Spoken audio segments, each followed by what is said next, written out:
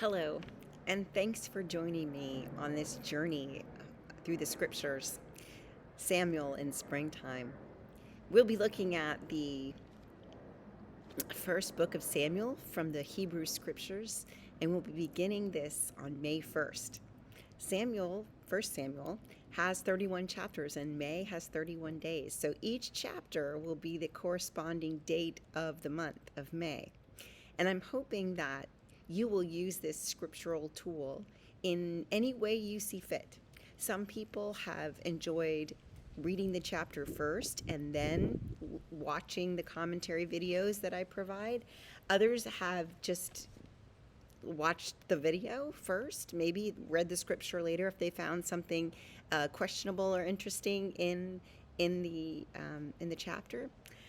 Others just make a pattern of starting off their day with a passage of scripture, commented on by a pastor in the morning, or maybe, in the evening at the end of your day. But I really feel strongly that putting a little bit of scripture, maybe, 6 to 11 minutes is normally these videos, in your day is helpful.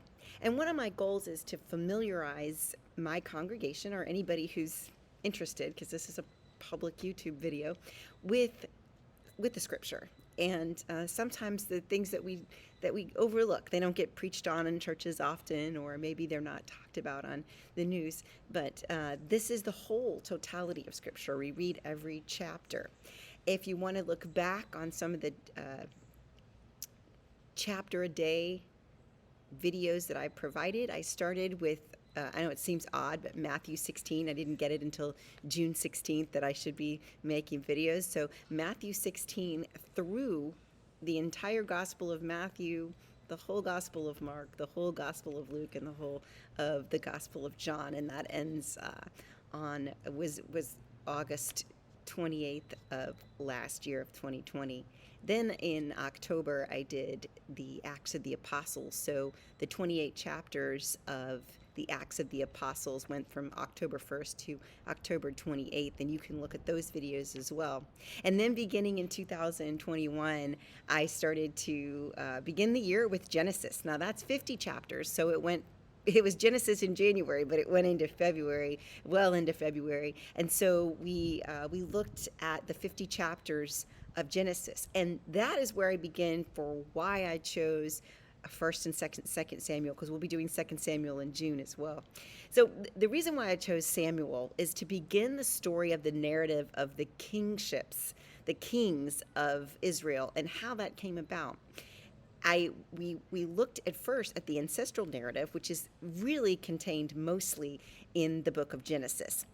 Exodus and Judges, if you want to go back and read more of the history of the Hebrew people, you really need to go back to Exodus, and then I would suggest you read Judges. 21 chapters, not a very long book, what gives you a lot of great narratives. There's good stuff in there, and then it sets you up to begin this book. It is the book preceding this one, slightly.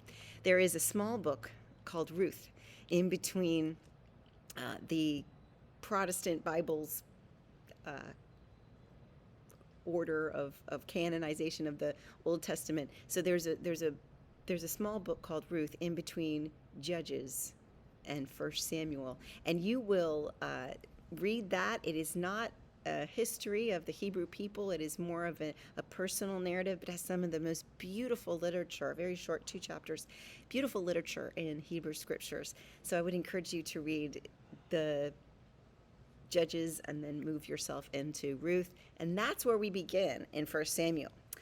So 1 Samuel, the opinion of the writer of 1 Samuel is not necessarily totally in favor of kings. And so we get the idea that possibly the writer is writing this, or at least telling these stories after the divided kingdom. So after things with the kings didn't go so well.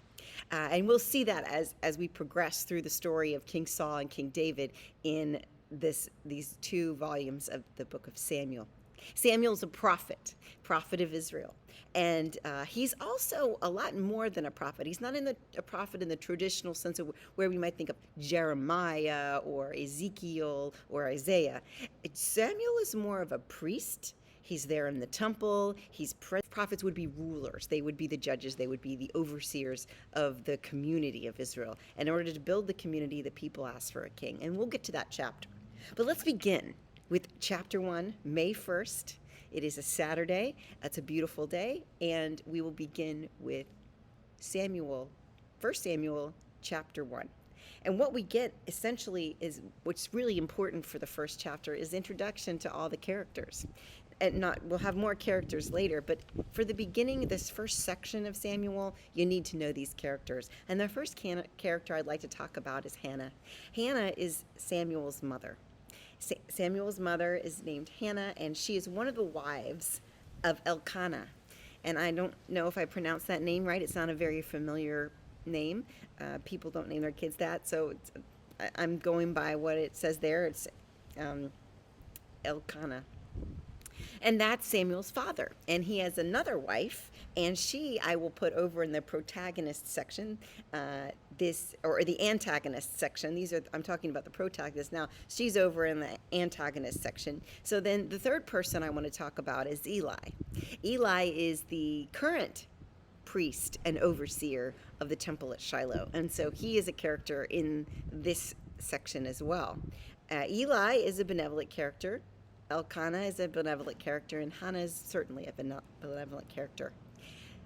And so we have also one more character in the first chapter, a little baby named Samuel, right? He's born in the first chapter. And so for the antagonist, we have Peninnah, who is the other wife of Elkanah, who is taunting Hannah because she has no children. She is barren. She and Elkanah have not been able to conceive a child yet, and Peninnah has. And so she is taunting Hannah because she has no children, and that's something that was identified with womanhood back then. So Hannah continues to pray in the temple and pray fervently that she might bear a son. And her fervent prayers are heard when she promises that if the Lord would just grant her a child, she would give that child back to the temple at Shiloh and dedicate him as a Nazirite, which is somebody that never has alcohol, imbibes alcohol, or cuts their hair. And so if you read Judges, you'll see that Samson was the first of this kind, that you got to see a character that would not cut their hair, that promised to be devoted to the temple. And so Hannah promises that she will give her child back to the temple should she conceive. And of course she does, and Samuel was born that way. The antagonist, Peninnah, antagonists are always good because they're a catalyst for growth, right? So she taunts Hannah to the point in which she needs to go and pray fervently. And that's how Samuel makes his way into the temple and lives his life there. So it plays out like that. That's how the story goes. The other two antagonists I've just mentioned briefly are the two sons of Eli, and we'll see more about them in the future, but it does mention them in this first chapter, that they're not so great. They're Hophni and Phinehas are their names, and they would, because it's all patrilineal, they would inherit the job of Eli going forward. And so in order for Samuel to be Eli's apprentice and come into that position, those sons of his, who are rightful heirs to this position, would have to do what is evil in the sight of the Lord and go outside of the bounds. So that's a little foreshadowing for you, but that's going to happen. There's one more character I want to talk about outside of protagonist, outside of antagonist, and that is God. God is definitely a character in this book. In the book and the one that follows, 2 Samuel. God is a character who is mentioned as the Lord. There are other names for God in what we'll read as we continue this, but God is one of the characters in this in this book, and God is introduced here as well. And so when you look at that first chapter of Samuel, like I said, you're going to get introduced to sacrificing in the temple at Shiloh, and Eli the priest, who is seated outside of the temple and witnesses Hannah coming to pray for this child and to offer him back to God. Now Eli's observing her, and he thinks she's drunk. And then she, to defend herself, tells her story. And when she tells her story, he says, "Go in peace. The God of Israel grant the petition you have made to him."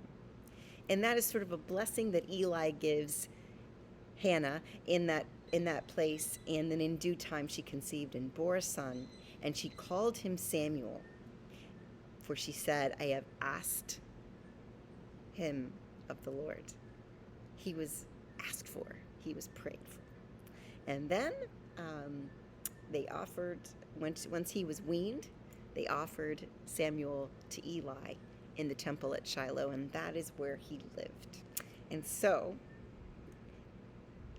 she left him there. She left her baby at temple at Shiloh boarding school with Eli, and went away, because that's what she had promised the Lord she would do. And then every year when they'd come back, and this will be in later chapters, they would get to see Samuel at the temple, because they would come back to offer their annual sacrifices. So that is the whole of chapter 1. And I will see you tomorrow on May 2nd, Sunday, May 2nd, for chapter 2.